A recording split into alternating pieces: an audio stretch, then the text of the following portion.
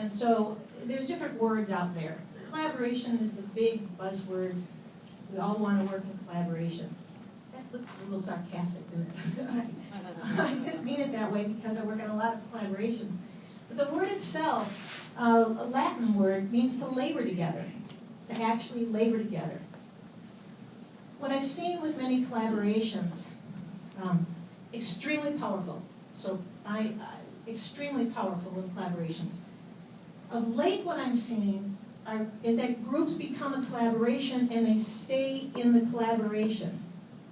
It's like, we'll meet once a month for 3 hours, and we'll continue to meet, and we continue to meet, and we continue to meet. And the collaboration takes a life of its own versus action, versus moving outside of the collaboration.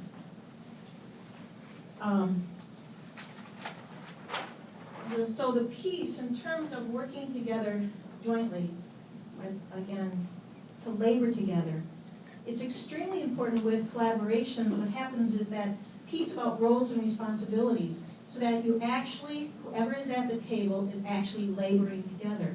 So we know what your responsibility is, or your responsibility, that it's not just showing up once a month for 3 hours. Big difference. And I really am seeing, in honesty, that collaborations of late are staying self-contained. So I'm just pushing and motivating, move out. Funders want to know all about your collaboration. Yes, collaborate, but move it into action. We use the word alliance. Alliance is intentional connections. When we think of alliances, and we'll use the Minnesota Alliance Against Violence, is it's different programs and organizations that are out there who have their focus, who have their mission, who have decided to align together to work on a common goal. And that's really what you can look at as an alliance. There's strategic partners, strategic partnerships. Strategic partnerships is when 2 or 3 entities have to work together or they would not continue. I'll use a really light example. The 3 of us, David, myself, and Deb. Today would not happen if it wasn't all 3 of us here as strategic partners. I cannot do Deb's presentation. I could fake it, but you know. And David's introduction. That's not from me, that's from David and his life experiences.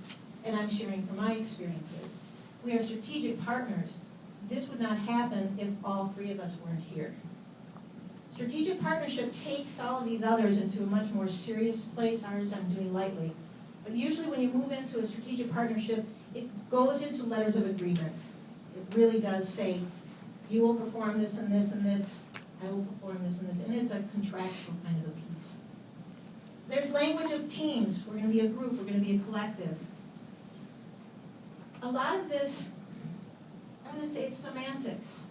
It's semantics. And what I'm encouraging is, whatever the name that you may put around your collective effort together, and I'm not saying this whole group together, but that would be delightful. You can call yourself a collaboration. If you do, be certain, get the clarities in there.